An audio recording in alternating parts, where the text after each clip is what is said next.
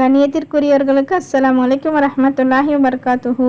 நம் வாழ்க்கையில் பிரச்சனை, கவலை, சங்கடத்தின் போது ஓத வேண்டிய துவாவை பற்றி இன்ஷா அல்லாஹ் இந்த பதிவில் பார்க்கலாம். பிஸ்மில்லாஹிர் ரஹ்மானிர் ரஹீம். லா இலாஹா இல்லல்லாஹுல் அலீமுல் ஹலீம்.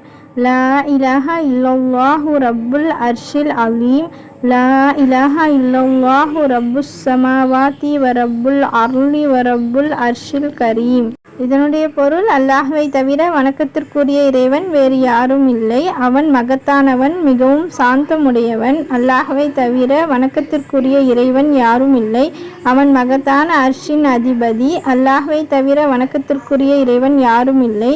அவனே வானங்களுக்கும் அதிபதி, பூமிக்கும் அதிபதி, சங்கை மிக அர்ஷின் அதிபதியும் ஆவான். சிரமமான நேரத்திலும் கவலையான நேரத்திலும் இன்ஷா அல்லாஹ் இந்த துவாவை ஓதி அல்லாஹ் தஆலா நம் வாழ்க்கையில் சிரமங்களை விட்டும் கவலையை விட்டும் அல்லாஹ் தஆலா பாதுகாப்பானாக. ஆமீன். இந்த பதிவை நண்பர்கள்